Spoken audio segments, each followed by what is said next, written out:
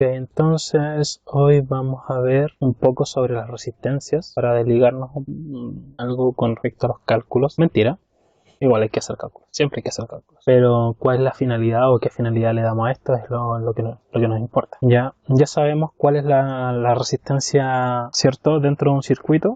Pero antes de llevarlo más allá, me gustaría que ustedes puedan decirme o darme su opinión de qué en el fondo piensan ustedes lo que es la resistencia, debido a lo que hemos visto, lo que hemos hablado y el pasar de estos meses, chicos. Un elemento que busca controlar la corriente. ¿Ya? Como que sí y no, porque quien busca controlar la corriente somos nosotros. La resistencia por sí la limita de una forma natural y nosotros hacemos uso de ello para poder hacer cosas, ¿me entienden? Ahora, ¿de qué forma creen ustedes que se genera la resistencia? ¿Se acuerdan que habían elementos que eran conductores, no conductores y semiconductores o no? Sí. Ya, ¿cuándo era conductor y cuándo no era conductor? Todo está en el electrón de valencia. Con respecto a la conducción, sí, todo está en el electrón de valencia. Entonces, para definir si un elemento es conductor o no, sí, no. Y hay un estado intermedio, pero ya sabemos de él, pero no es el punto al que quiero ir porque ya hemos hablado un poco de ello. Lo que quiero es que para que sí, ¿cierto? Tiene que tener menos de 3 electrones de valencia. Y cuando no es conductor, tiene más, perdón, es menos de 4. Es decir, de 1 a 3, más de 4. ¿Por qué? Porque los semiconductores son los que tienen 4. ¿A qué se debe esto? A la estabilidad de la estructura orbital. Es decir, o sea, entre más electrones en el fondo tengamos en la órbita de valencia, más fuerte o más estable va a ser esta órbita, por ende es mucho más difícil romper esa estructura o desequilibrar esa estructura. ¿Sí? En pocas palabras, robarse un electrón o ingresar un electrón a la fuerza en una estructura de esa órbita. Con respecto a esto, hay otro detalle que forma la resistencia dentro de los elementos. Ojo, ahí es elemento conductor. Cuando hablamos de elemento conductor nos referimos a un átomo de algo, ¿cierto? Átomo de algo. O puede ser incluso hasta una molécula, que es un poco más grande, ya que una molécula de agua se compone, por ejemplo, de... Chicos, ¿qué se compone una molécula de agua? CO2, no, como CO2. Es una molécula de dióxido de carbono. Dios mío, H2O, ¿cierto? Perdón, eso es un cero. CO2. Ya, pero es una molécula y eso está compuesto por 2 oxígenos y un hidrógeno, ¿no? ¿O 2 hidrógenos y un oxígeno? Casi. ¿2 qué, Vicente? 2 hidrógenos y un oxígeno, ya. Cuando hablamos de, en este caso el agua puede componerse de, o sea, se compone de eso en el fondo. Ahora, ¿a qué voy con puede componerse de? Es que puede componerse o se compone en el fondo de distintos átomos. En este caso, 3 átomos forman el agua, ¿sí? Y de hecho el agua no es conductora. No es solo, aquí ya no estamos entrando solo en el tema del electrón de valencia, sino que estamos entrando de también el por qué el agua no es conductora, ¿ya? Es por el tema del oxígeno, es por el tema del hidrógeno, porque ahí ya ¿qué categoría estaríamos utilizando nosotros para evaluar si el elemento es conductor o no? Los electrones, el material, ya. Me gusta que piensen, es interesante. ¿Qué pasó? ¿Le da curiosidad? ¿Está bien? ¿Qué define que el elemento sea conductor o no? O que el elemento tenga mayor resistencia que otro a pesar de ser un elemento conductor. ¿Por qué el cobre, siendo que, no sé, por ejemplo, pudiésemos tener 2 elementos con la misma cantidad de electrones de valencia en la órbita, puede ser, o similar, y puede ser que uno sea incluso mejor conductor que el otro? Ojo, mejor conductor, siendo que es conductor igual. ¿A qué se deben estas discrepancias o estas confusiones que siempre se generan? ¿Material? ¿No les di una pista aquí con el tema del agua y las moléculas? No es el punto al que quiero llegar. No es porque sean orgánicas o no, va independiente. Depende de los componentes. Claro que depende de los componentes, de lo que están compuestos. Sí, obviamente depende de lo que están compuestos. Pero más allá de cómo decirlo, pasa lo siguiente. Pasa que en este caso tenemos 2 elementos distintos, ¿cierto? En el agua tenemos 2 elementos distintos, el hidrógeno y el oxígeno, ¿cierto? Y si bien es cierto, el agua no es conductora, ¿ya? No es conductora, ¿sí? Y además es un tanto complicado adivinar el por qué no es conductora, o sea, no es tan complicado, pero ya el hecho de tener 2 elementos distintos es más complejo. Pero ¿qué en el fondo es lo que hace que un elemento sea más conductor que otro, o mejor dicho, tenga menor resistencia o mayor resistencia que otro elemento? Los electrones de valencia, solamente. ¿Están seguros? Su composición química. Por ahí vas al arco. Mira, les voy a mostrar lo siguiente. Les voy a mostrar algo que se llama estructura y ordenamiento molecular. Algo que ustedes hasta aquí están súper bien con el tema tema del electrón de valencia, pero ignoran que un átomo de cobre tiene que conectarse con otro átomo de cobre para formar moléculas de cobre, ¿no? Y al final formar un gramo de cobre, con lo que fuera que vayamos a formar de cobre. Lo mismo con el oro, lo mismo con las otras cosas, ¿cierto? El covalente es con B corta por si acaso. Sí, tiene que ver con la densidad. Entonces, estructura molecular del cobre, por ejemplo. Y cuando hablo de estructura, a ver si me muestra alguna cosa decente. Cuando hablo de estructura me refiero a algo como esto, ¿ok? Moléculas de cobre conectadas con otras moléculas de cobre. Ahora, pensemos un poco a nivel más macro, desde el átomo hasta esta estructura molecular. ¿Qué sucede cuando empieza a fluir la corriente? Es fácil que fluya, obviamente, por el cobre, porque cada átomo, ¿cierto?, tiene solamente un electrón en su órbita de valencia, ¿cierto? Pero ese es un factor. Ahora tenemos otro factor, el cómo está enganchado ese átomo de cobre con los otros átomos de cobre para formar la estructura real, que es la que nosotros usamos, en el fondo el cablecito de cobre, ¿o no? Entonces, el ordenamiento, y esa es una palabra clave, el ordenamiento de la estructura o de cómo se interconectan estos átomos del elemento es también lo que genera mayor o menor resistencia o mayor o menor conductividad en un elemento. Y la pregunta es ¿por qué? Les pregunto yo, ¿es más fácil pasar por un lugar que está ordenado o por un lugar que está desordenado cuando ustedes van caminando? Si el lugar tiene muy poco espacio, y aquí estamos hablando de densidad, si el lugar tiene muy poco espacio, ¿cierto?, y además está desordenado, ¿no va a ser mayor la resistencia? ¿No va a ser más probable que me peguen el dedo chico de la pata del pie con el mueble si voy caminando? Sobre todo si está oscuro, ¿cierto? Pero si está ordenado, va a ser más sencillo pasar. Entonces, recuerden que cuando hablamos de resistencia, estamos hablando no solo de la cantidad de electrones que tienen estos elementos o electrones fluyendo, sino que cuando hablamos de resistencia estamos hablando de que al momento de que empiezan a fluir estos electrones, chocan mucho entre ellos y también chocan, entonces a menos densidad pasa más pasa la corriente. Sí, debiera pasar más la corriente, pero ojo, densidad no es exactamente lo mismo que ordenamiento. Lo consideré como un factor Benjamín. No vayas a no, para eso tienen el video que yo les subo después. La parte que diga que copien va a ser cuando empecemos a hacer ejercicio con los colores de la resistencia y esas cosas, que es lo que me interesa llegar. Pero antes de eso, a mí me interesa que ustedes entiendan, como siempre, el fundamento, el sentido físico del tema, porque eso nos ayuda a los cálculos de los circuitos, nos ayuda a comprender cómo la potencia afecta a los elementos y todas esas cosas. Entonces, la densidad es un factor, Benjamín, ¿sí? Pero recuerda que densidad lo que está midiendo es cantidad de elementos dentro de un volumen o un universo específico, ¿cierto? Así que no es el único factor. Y cuando hablo de ordenamiento, le agrego la densidad para que se entienda más. Ya, ok. Acuérdame después, Tapia, para ponerlo presente, pero que vea la clase. Entonces, si el ordenamiento es o está desordenado, ¿sí?, va a existir una probabilidad de que los electrones choquen, ya sea entre ellos, con los otros átomos, etc. Y eso va a generar una resistencia más grande, a diferencia de algo que está más ordenado. ¿Ustedes saben cuál es el elemento más conductor a día de hoy? Que de hecho este elemento no es un elemento, creo que no es un elemento natural, que es el grafeno. Grafeno conductor. El problema es que... Hola gamer, jugamos League of Legends. ¿Qué te parece si lo descargamos en este preciso momento y después... ¿Se escucha? Vamos a cambiar el turno a Vicente. No, mejor busco una imagen nomás del grafeno, porque no estar escuchando aquí gente hablar como que no.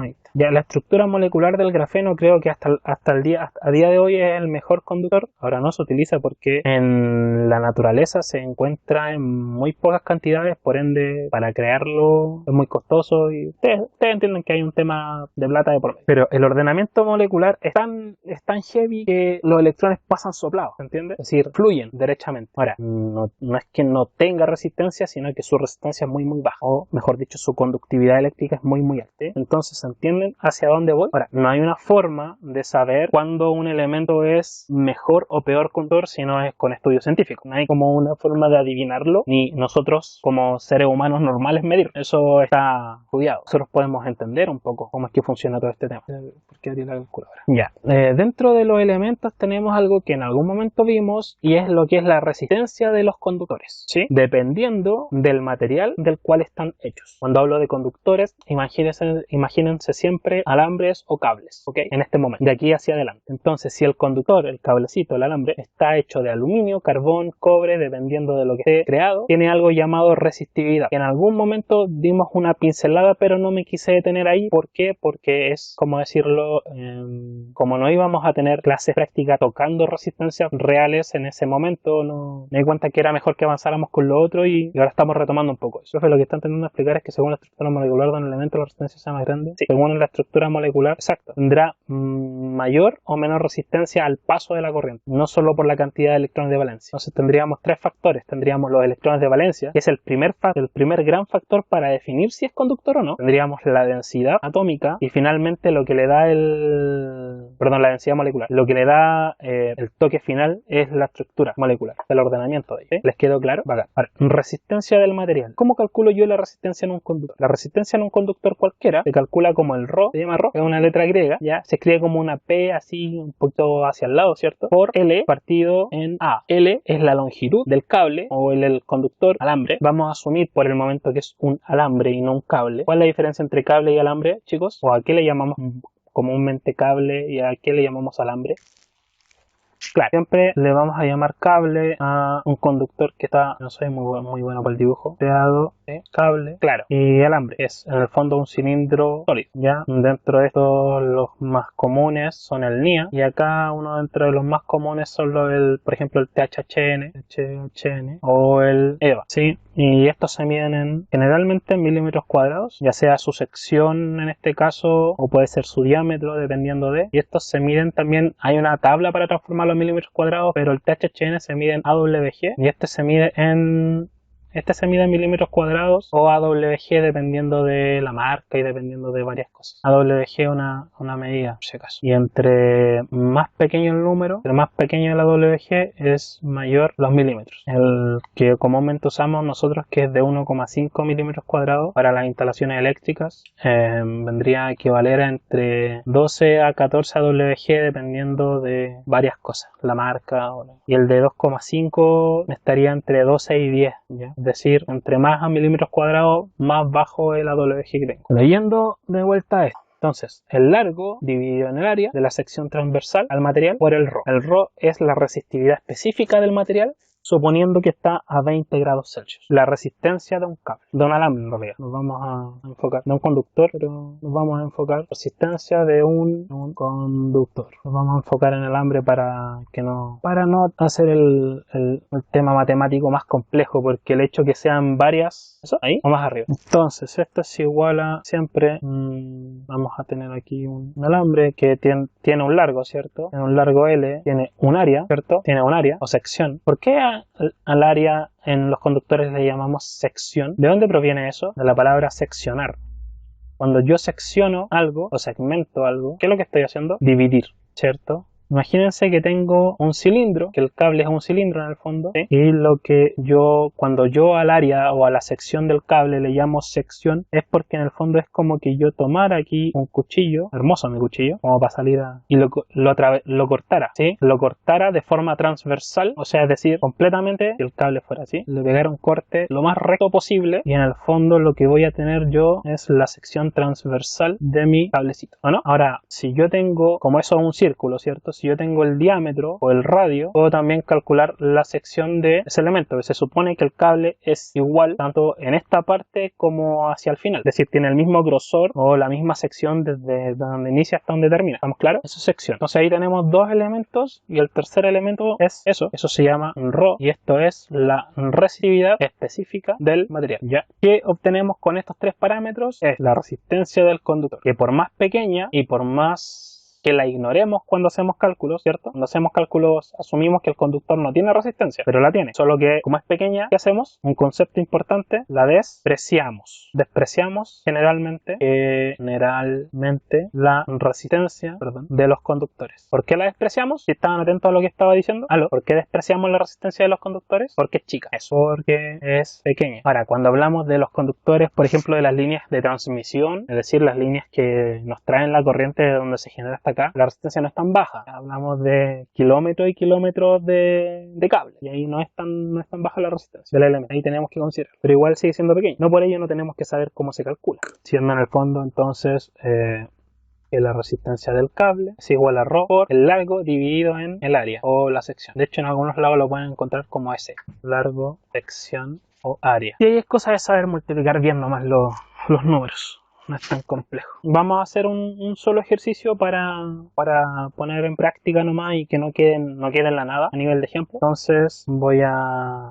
Bueno, algo vimos, pero lo que viene después de esto no lo hemos visto. Ahora puedes ver el video después, no tengo problema si tienes problemas de conexión. Pero velo sí, no te quedes con el... ¿ya? Entonces a modo de ejemplo, sencillo, para terminar esto, es como a modo introductorio que nos metimos un poco en esto es importante, pero y además que quería especificar el tema de la resistencia, ahora que ya tenemos un poquito más de conocimiento. Ejemplo, entonces, tienen 3 metros de alambre de cobre con una sección de 2.5 milímetros cuadrados. ¿Sí? Calcular su resistencia a temperatura ρ. Eso, resistividad específica del material. Lee ρ, es una P de lado.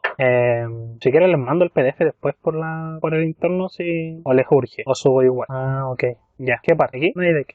A temperatura ideal. Cuando hablamos de temperatura ideal nos referimos a, ¿cuánto decía nuestra tablita? A 20 grados Celsius. Dependiendo de lo que nosotros estemos calculando, hay veces que estamos hablando entre 20 a 25 grados Celsius dependiendo del elemento, dependiendo de si estamos calculando resistividad, si estamos calculando alguna otra cosa, pero la mayoría cuando nos referimos a la temperatura ideal, casi siempre ronda entre los 20 a los 25 máximo grados Celsius. No sé si eso ustedes lo sabían. ¿Por qué? Porque cuando tengo mayor temperatura, los materiales se dilatan, o al menos los metales, ¿cierto? Cuando tengo menor temperatura, los materiales se contraen. Por ende, la resistividad también va variando, ¿sí? Pero por el momento vamos a asumir que estamos a 20 grados Celsius y los otros son detalles, ¿no? Hay formas de calcular porque hay un beta que nos dice que a 20 grados Celsius ese beta es 1, por ende no afecta. Pero cuando es a una temperatura distinta, el beta cambia y lo que hace en el fondo es cambiar la resistividad del material, cambiando finalmente el valor que tenemos acá. Este valor, la resistividad, se mide en ohm por milímetro cuadrado dividido en metro, ¿sí? No nos vayamos a olvidar de eso, es la unidad de medida, ohm por milímetro cuadrado dividido en metro. Me preguntan si eso es una unidad como tal. No, probablemente cuando lo crearon, sí lo subo, no hay todo. Me acuerdan después de la clase. Probablemente es para poder eliminar al momento de ingresar el dato acá dentro de la ecuación las unidades de medida, pero eso más que nada. Ok, lo vamos a hacer entonces la resistencia de este elemento. A ver, el ρ del cobre, PSU, ¿cuánto es? Según nuestra tablita, 0,0172, ¿sí? Ohm por milímetro cuadrado dividido en metro, ¿sí? Tenemos de largo de nuestro cable 3 metros y la sección es de 2,5 milímetros cuadrados. En realidad se vuelve complicado cuando las unidades están en otras unidades que no son las que la fórmula usa. ¿Por qué? Porque ustedes tienen que usar el largo en metros, la sección tiene que estar en milímetros cuadrados o si no tienen que transformarla, y el de resistividad tiene que estar en ohm por milímetro cuadrado dividido en metro. Si alguno de los datos cambia, hay que hacer la transformación de unidades correspondientes. Entonces mi resistencia o la resistencia de este alambre va a ser la siguiente. El ρ, ¿cierto? Primero el ρ. ¿Cuál es el ρ?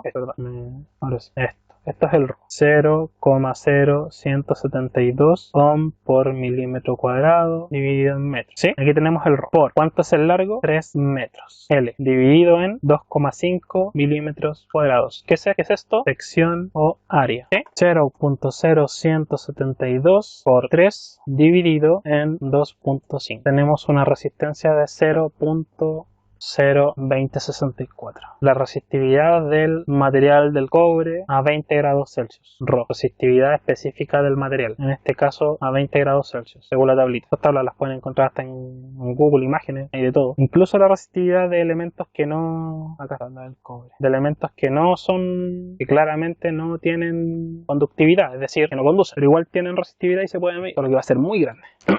¿Ok? ¿Quedó alguna duda de eso? Ahora vamos a la otra parte, la parte que no hemos pasado y que tenemos que rematar ahora. Resistencia, lo simbolizamos generalmente con la letra R, ¿cierto? De esa forma, o cuando hacemos dibujos o esquemas también, así, ¿sí? Tiene distintas formas la resistencia, esta y todas las que están acá. ¿Cuál es la diferencia entre una y otra? Es que unas resistencias son ocupadas generalmente en placas normales y otras son ocupadas en placas a nivel industrial. Ya estas resistencias son de tipo, si mal no recuerdo, CMD, porque son resistencias que van soldadas con aire caliente en la placa. Son los típicos como pequeños chips, lo que nosotros desde nuestra ignorancia desconocemos y creemos que son chips que están dentro de las placas de nuestro computador o las placas de cosas. Si han visto alguna placa verde, alguna placa madre o lo que sea de un PC, se van a dar cuenta, placa madre de computador, y la mayoría son los elementos, la mayoría son iguales, y va a depender del código si este elemento es resistencia, condensador, bobina o alguna otra cosa. A ver si puedo HD.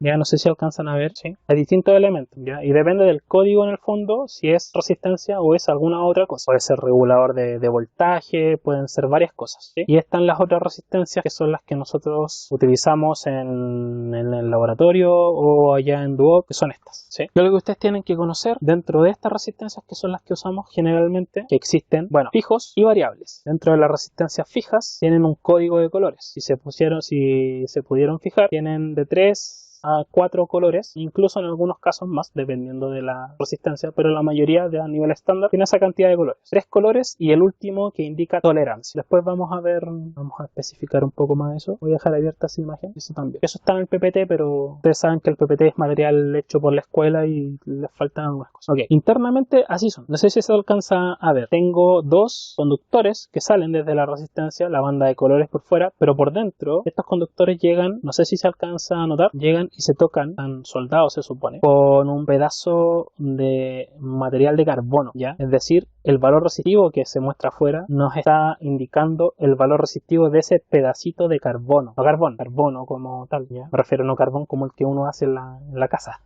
Ya, que para que no se confundan, que en el fondo sí es carbón, pero un carbón hecho para esto, no hecho en la casa, ya. Y alrededor tenemos algo llamado material aislante para que la corriente pase por ahí y además no perturbe o perjudique el valor en sí de resistivo también del tema. Los tamaños son importantes, el tamaño importa. ¿Por qué importa? Porque entre más grande es el tamaño de la resistencia, suponiendo que son de este material aislante, más potencia es la que puede soportar. Ojo, no es que soporte 1/4 de watt, sino que soporta hasta 1/4 de watt. Si nosotros aplicamos más de 1/4 de watt en la resistencia que es de este tamaño, se va a quemar, ¿sí? Entonces, independiente de si la resistencia, por ejemplo, es de 1 kilo ohm, ¿sí? Pudiésemos tener una resistencia de 1 kilo ohm, de 1/4, de medio, de ese tamaño y o de ese tamaño. De hecho, la resistencia es de 5 watts por fuera, el aislante es de cerámica. El aislante exterior es de cerámica. Y son así o así. ¿Se dan cuenta? Que de hecho es literal un pedazo de cerámica. Y el código indica cómo calcular o qué valor óhmico tiene. A veces derechamente dice qué valor óhmico tiene. Por ejemplo, esta tiene 5 ohm, es de 5 watts, es decir, soporta 5 watts, pero tiene 5 ohm. En cambio, esta soporta 5 watts, pero es de 470 ohm. Si no tiene una K asociada, una M asociada, nosotros generalmente asumimos que es en ohm, ¿ok? Entonces, el tamaño no necesariamente nos indica más resistencia, ¿ok? No sé si esa parte nos quedó clara, sino que la resistencia en sí soporta más potencia o puede disipar más potencia. ¿Dónde vemos nosotros esto? Porque yo sé que se están preguntando ya, ¿y por qué queremos una resistencia de más potencia? Y es porque siempre tendemos a no considerar cuando estamos haciendo cálculos de circuitos la potencia. Supongamos que nosotros no tenemos cómo definir el voltaje, o tal vez tenemos una luz o un elemento que queremos echar a andar un motor, ¿sí? Y ese motor funciona específicamente con mi motor de corriente continua, chiquitito, lo que sea, pero ese motor funciona sí o sí, funciona acá como hay ese motor, ese motor obviamente necesita una resistencia para limitar su corriente, pero el motor no anda si no tiene un voltaje específico conectado a sí mismo. De partida, si yo conecto la resistencia en serie al motor, voy a limitar su corriente o la corriente del circuito completa, ¿cierto? Pero también voy a limitar la cantidad de voltaje que le va a llegar al motor, porque ahí el voltaje que le llega al motor depende de ¿qué? De la resistencia total de mi circuito, ¿cierto? Un circuito serie con 2 elementos, ¿no? Suponiendo que el motor lo consideramos un elemento resistente. Entonces, si el motor funciona con 12 volts y acá yo tengo 12 volts, ¿es buena idea conectar la resistencia en serie? Porque vamos a perder voltaje acá, ¿cierto? Entonces, ¿qué voy a hacer yo? Voy a desconectar aquí, porque lo que nosotros queremos es limitar la corriente que le llega al motor, ¿ya? Y acá es donde ustedes empiezan a ocupar sus conocimientos de forma útil y no necesariamente se dejan llevar porque la resistencia limita en serie la corriente en realidad la resistencia limita la corriente como vaya conectada, solo que tendemos a pensar que en serie la limita más, y no es así. Así, nosotros estaríamos dándole el voltaje que necesita el motor, ¿cierto? Suponiendo que el motor consume, para funcionar de forma óptima, o debido a la carga que le vayamos a conectar, consume 2 amperes, ¿sí? Y esta fuente me entrega 3 amperes, perdón. Primero es la carga que tengo conectada, siempre la que pide corriente. No. Eso es lo que estoy explicando ahora, Vicente. Primero es la carga la que pide corriente. La carga es la que dice en el fondo, según lo que necesite, la corriente que te va a pedir. Te voy a dar un ejemplo. Si el motor no tiene conectado nada en su eje, va a consumir la misma corriente que consume si yo le conecto algo en el eje, no sé, una paleta de helado, una hélice. No. Entre más carga tenga el motor, mayor carga. ¿Qué va a pasar? Voy a necesitar más corriente. Entonces, pudiésemos decir que en reposo, tal vez el motor consume, no sé, 1,5 amperes, ¿ya? Nominal. Su consumo nominal, es decir, su consumo sin nada de forma normal. Y la corriente máxima que soporta el motor son 2 amperes. Y máxima de motor, ¿ok? Entonces, ¿qué pasa si mi carga me pide más corriente de la que el motor está o debe soportar? Si yo lo conecto a la fuente de 3 amperes, la fuente va a comenzar a darle corriente nomás. Hasta lo que el motor me pida, en realidad me va a dar hasta ¿cuánto? Por eso es que cuando simulábamos, la fuente me va a dar hasta 3 amperes. La fuente va a entregar la corriente hasta lo máximo que pueda entregar, que en este caso son 3 amperes. Es por ello que cuando simulábamos en Tinkercad, yo le daba el voltaje a la fuentecita que que estaba ahí, yo le daba el voltaje, no sé, 12 volts, y la corriente yo la dejaba en 3 o en 5, y eso no quería decir que como corriente total el circuito iba a consumir 3 o 5 amperes. Eso quería decir que eso era lo máximo que yo podía pedirle a la fuente. Así funciona en la vida real. Entonces, si la fuente es de 3 amperes y el motor como máximo soporta 2 amperes sin quemarse, yo lo que tengo que hacer es limitar la corriente para que eso no pase, ¿cierto? Aquí tengo que poner una resistencia para que la corriente que vaya para acá también se divida un poco para acá. Y acá de hecho también pongo un elemento de protección llamado fusible, o puede ser un guardamotor, se le dice de forma coloquial o popular guardamotor. En realidad se llaman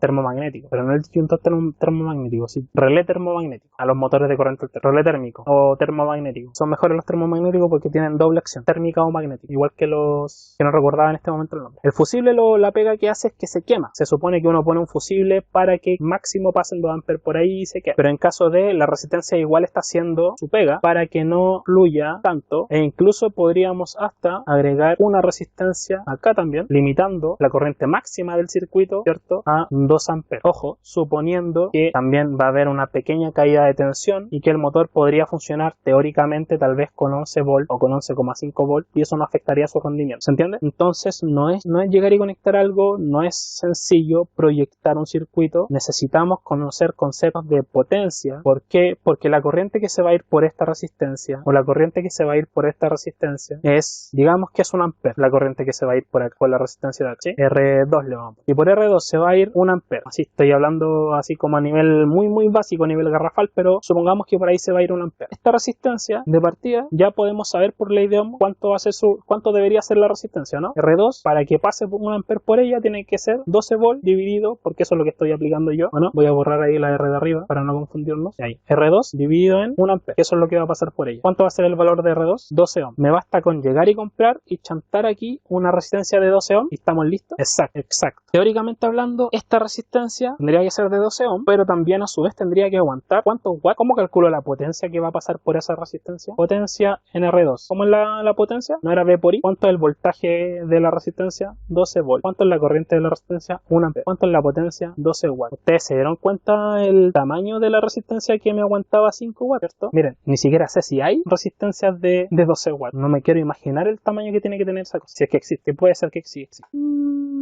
Parece que no. Creo que las más grandes son de 10 watts. Ya la de 5 watts es de 10 watts. Y ahí tenemos un poquito lo que estábamos hablando recién, ¿no? De hecho, nos pasamos derechamente de la de 5 o de 10 a la de 25, ¿sí? Entonces, eso pues, chicos. Hay varias técnicas para poder hacer eso. Una de ellas es, por ejemplo, si necesito que esto consuma esta rama, como copiando un poquito lo voy a redibujar acá rápido. Ya, vamos a hacer una línea ahí arriba para que no. Entonces teníamos la fuente, ¿cierto? La resistencia y el motor.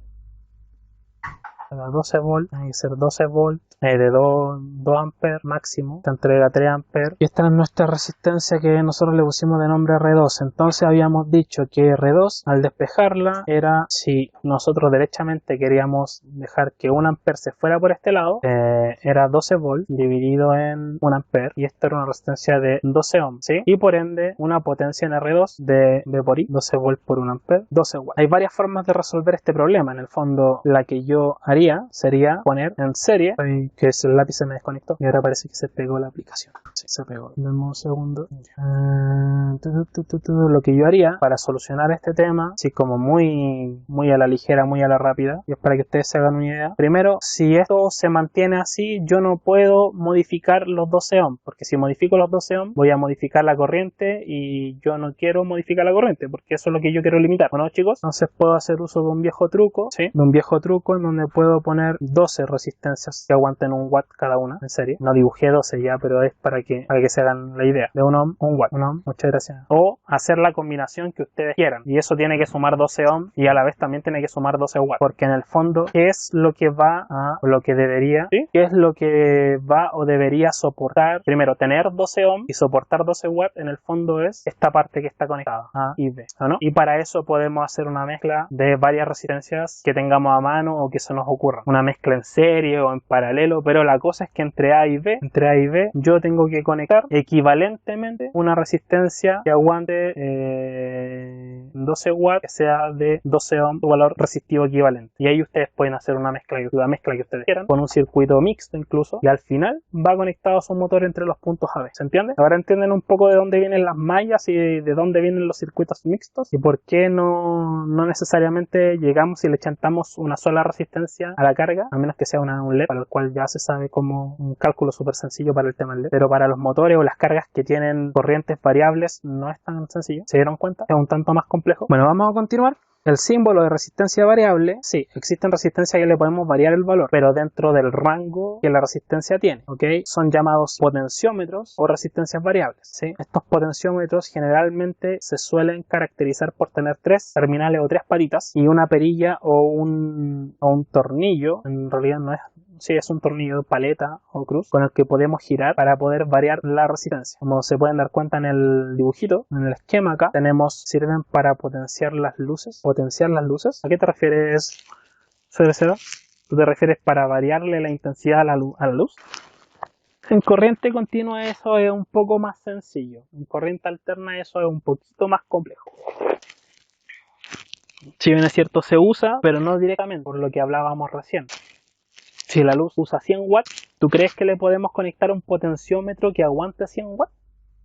¿Existe un potenciómetro que aguanta 100 watts? Ah, ¿me vas entendiendo? Entonces lo que nosotros podemos hacer es conectar el potenciómetro o esta resistencia variable a algo que al variar su valor sí nos puede entregar mayor o menor potencia. Y hay algo electrónica metido entre medio y otras cosas, ¿sí? Bueno, el símbolo es S, ¿ya? Y hay dos formas de conectarlas. Como sale acá, es decir, los 3 terminales por separado, o juntando uno de los 2 terminales con el del centro. Todos funcionan igual. Cuando yo junto uno de los 2 terminales con el del centro, funciona como una resistencia variable normal, es decir, acá funciona, imaginemos que tiene 100 ohm en su rango de 0 a 100 ohm, y yo le pongo acá un ohmmetro, y al variar la perillita, ¿cierto? O el tornillo, va a variar de 0 a 100 ohm según como yo vaya moviendo el tornillo, ¿se entiende? Como esto. En cambio, si la conectamos de esta forma, es decir, no unimos uno de los 2 extremos con el del centro, lo que tenemos es lo que está en el dibujo. La perilla, cuando yo la voy moviendo, si mido entre un terminal y el del centro, tengo una parte de la resistencia, y si mido entre el terminal y el otro terminal, tengo la otra parte de la resistencia. ¿Me entienden? Es como que esta flechita se vaya moviendo hacia arriba y moviendo hacia abajo. Entonces, si mido entre B y A, voy a tener,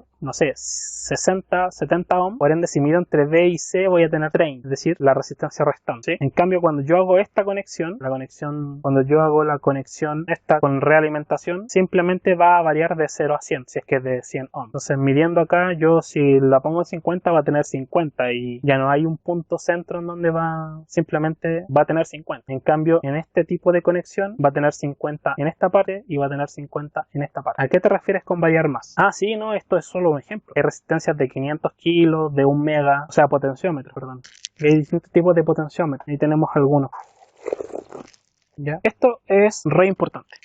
Y con esto quiero terminar la clase, así que porfa pongan toda la atención quienes quedan acá. No sé si se alcanza a ver. Bueno, el negro, café, rojo. Supongo que aunque esté en inglés no hay problema con... Se ve el color, ¿cierto? La mayoría no tiene tantos colores. La mayoría tiene tres colores y la tolerancia. Es decir, la mayoría tiene... Esta parte no está, para que no se confunda, ya, solo que lo incluyeron porque hay resistencias que sí las tienen, sí tienen todos los colores, todos esos colores, pero el estándar, copiar, le vamos a ver su paint, rellenar sólido. Entonces la mayoría en realidad es así. Acá tenemos incluida todas porque, como les decía, pasa que ¿qué pasa si se topan con una resistencia que tiene más colores de lo habitual? ¿Cómo funciona? Yo digo, quiero una resistencia de 470 ohm o 470 kilo ohm. Vamos a ver la diferencia. ¿Qué colores debería tener? Y la quiero con una tolerancia de un 5%. El porcentaje al lado indica tolerancia. ¿Qué es la tolerancia? En algún momento hablamos de la tolerancia de los dígitos que yo les permitía, ¿cierto? Al momento de los cálculos, ¿se acuerdan? Entonces ya sabemos que la tolerancia es más menos un tanto por ciento del valor. Hay gente que nunca ha visto esto de Nilsson. Ya. El primer número, el segundo número, el factor multiplicador. Entonces primero tenemos que enfocarnos en formar aquí los números. Es decir, el 4, ¿dónde está el 4 acá? Acá, ¿cierto? Amarillo. El 4. El siguiente número es 7, morado. Algunos le dicen lila. El 7. El tercer número o el tercer color es el factor multiplicador. Si yo tomo el 47, ¿con qué número lo tengo que multiplicar en el fondo para que esto quede en 470 kilos? ¿Por un 10? ¿Por un 100? ¿Por un 1000? ¿Por un 100.000? ¿Están seguros que por un 10? Por 10k. Es decir, tengo que multiplicarlo por 10.000, ¿o no? Que podría decir que eso es 10k. 47, porque eso es lo que estoy formando. 47 por 10k, 47 por 10 le agrega un 0, ¿cierto? 470 kilos. Entonces el segundo número es amarillo. Y la tolerancia me piden de un 5%. ¿Cuál es la tolerancia de un 5%? Esto que parece café, que dice ahí, maestro, oro o dorado, por si acaso, dorado. La voy a encontrar como oro o como dorado. Y ahí tenemos una resistencia de 470 con un 5% de tolerancia. ¿Qué quiere decir este 5% de tolerancia? Quiere decir que puedo tener más un 5% y puedo tener menos un 5% al momento de medir la resistencia, y eso seguiría siendo una resistencia de 470 kilos. ¿Cómo lo puedo calcular? 470 kilos por 1.05. Con el 0.05 le estoy agregando un 5%. ¿Sí? Entonces podría medir la resistencia y esta tendría un valor de 400, según mi cálculo, 493,5 kilos, y para abajo, ¿por qué número tendría que multiplicarla? 0.95. Ahí tiene un 5% menos del 100, ¿o no? 446,5. Estoy esperando que el lápiz reviva. 446,5 kilo ohm. Te explico al tiro. Ya, si me dicen que mi tolerancia es de un 5%, quiere decir que si yo tomo esta resistencia, ¿cierto? Que tiene varios colores, y la mido con un multímetro, con un ohmmetro, a pesar de que los colores dicen que es de 470 kilos, por tener un 5% de tolerancia, quiere decir que yo puedo encontrarme con un rango superior, es decir, con un valor de hasta 493 kilos, o inferior de hasta 446,5 kilos, y en estricto rigor, la resistencia seguiría siendo considerada una resistencia de 470 kilos. Por eso existe algo llamado tolerancia. ¿Sí? ¿Ahora me entendió? La tolerancia de la resistencia. El valor... ¿por qué le pongo 1,05? Porque ese 5% me indica que puedo tener el valor nominal, es decir, valor nominal más un 5% o menos un 5% de tolerancia. En pocas palabras, el 470, en este ejemplo, el 470 kilo ohm con un 5% extra o un 5% menos. Pero al estar dentro del rango de la tolerancia que me está indicando la banda, seguiría siendo una resistencia de 470. Y aquí es donde me dicen, me siento estafado. ¿Cómo puede variar tanto? Un 5% igual es harto. Porque al ser porcentaje, eso depende del número. Y obviamente las resistencias que exceden el porcentaje de tolerancia que indica la resistencia misma son desechadas generalmente. Es decir, cuando construyen resistencias, si la resistencia dice que es de un 5% y se excede del rango, esa resistencia o está mala o la desechan cuando la están fabricando. Tiene que medirse. Exacto, eso es lo que tratamos de decir. Puede tener un poco más o un poco menos, pero ese poco más o ese menos está limitado por el valor de la tolerancia. Ese poco más va a ser hasta 493 en este caso, o menos hasta 446 hacia abajo. Lo ideal es que tenga exactamente 470 kilos, pero eso no pasa nunca. Yo nunca he visto una resistencia que tenga exactamente el valor que debería según lo que me indica. No sé, por ejemplo, perfectamente la resistencia podría medirla y decir que tengo 480 kilos. ¿Seguiría siendo una resistencia de 470? Exacto. Ahora, si yo quiero ser más especial, van a preguntar a Luis. No, al revés. Recuerda que la resistencia limita la corriente, así que hacia arriba no tendríamos tanto problema, hacia abajo sí tendríamos problemas porque limitaría menos corriente. Entonces, ¿qué hago yo cuando estoy midiendo un circuito y sospecho que las corrientes o lo que estoy midiendo no está bien? Además de verificar que los cables estén bien conectados y que todo esté bien conectado y toda la cosa, también me fijo en, ya cuando estoy muy paranoico, empiezo a medir las resistencias una por una. Tiene que ser desconectado el circuito, obviamente, porque si las mido conectadas al circuito va a medir lo que tiene la resistencia junto con la conexión de las otras. Y empiezo a medirles su valor nominal. Y me ha pasado, hay muy pocas veces, pero me ha pasado que la resistencia está muy alejada de lo que debería dar y eso me provoca una variación en las mediciones o los parámetros, ¿sí? Pero no quiere decir que esté mala. Bueno, ahí si yo tengo la opción de cambiarla por otra que esté más cerca dentro de su valor, lo hago, pero si no, ya. Pero ustedes tienen que tener en consideración que al momento de conectarla físicamente de forma real, eso se puede producir, ¿sí? Va a haber una variabilidad en los números, en los valores a medir, en las corrientes a medir, en los voltajes que miden. Recuerden que cuando medimos con el simulador, medimos casi como si estuviéramos trabajando a niveles ideales, ¿sí? Pero cuando medimos en la vida real, no estamos trabajando con valores ideales. Es por ello que es importante también medir físicamente. Y por eso en algún momento voy a hacer una clase, yo creo que a nivel general, para que todos vean cómo se hace. Ahora, estas son las más comunes, ya, las doradas y las plateadas. Es muy raro ver resistencias que tengan tolerancia de los otros colores. Muy pocas veces la he visto. Rojo he visto alguna que otra vez, pero eso es la más baja que yo he visto en mi vida. De que existen, pero son especiales, entonces no se venden en el comercio común. Preguntas, consultas. ¿Cómo sería la de 470? Así como para rematar, la de 470 sola. Los colores me refiero. Amarillo morado. ¿Y por cuál número? Acá ya tengo el 47, ¿cierto? ¿Por qué número tendría que multiplicarla para que me diera 470 ohm por negro? Negro es 1. Rojo. Recuerden que 4 y 7 es 47. Se toma literal. Necesito multiplicarla por 10 ohm. Amarillo, morado, café. Con una tolerancia del 5% dorado. O oro, ¿sí? Tinkercad. Iniciar sesión. Yo ya tengo mi sesión. Ustedes deberían haberse creado su sesión. Circuits. Crear nuevo circuito. Resistencia. De hecho, ni siquiera necesito medirla acá porque la resistencia me dice qué valor tiene, pero al momento de configurarla. La vamos a configurar de 470 kilos. Acá voy a poner en modo resistencia 470 kilos. Amarillo, morado, amarillo. Tolerancia dorada. ¿Sí? ¿Se dan cuenta? Y ahora la vamos a dejar en ohm, como era, y cambió a café. ¿Se dieron cuenta? Por eso me importa que ocupen el Tinkercad para la tercera prueba y espero que estén ya practicando en su momento, porque a pesar de que pueda ser una lata, las conexiones con la placa de prueba y toda la cosa, para mí es fundamental porque usamos objetos similares o casi iguales a los que están en la vida real. Ya, entonces, para análisis siempre usamos Proteus o algún circuito de análisis, pero en la vida real usamos estas cosas para conectar nuestros circuitos. No los conectamos en el aire. Entonces, es importante. ¿Fuente? No. Era suministro, ocupaba esa palabra, la fuente de alimentación, ¿sí? Es importante ocupar esto también para que no nos perdamos de la parte práctica, que es conectar nuestro circuito. No afecta en nada si le cambio o no le cambio el color. Yo solo cambio solamente para tener claro. Y acá yo le doy voltaje, por ejemplo 12 volts, y corriente es la corriente máxima que podría suministrar esta fuente, pero no quiere decir que me va a entregar esos 3 amperes. Eso va a depender de lo que yo conecte a mi circuito. Y ahí les muestra cómo está conectado cada elemento. Ya lo hemos visto, ya lo hemos hecho. Y eso pues chicos, esa es la clase de hoy.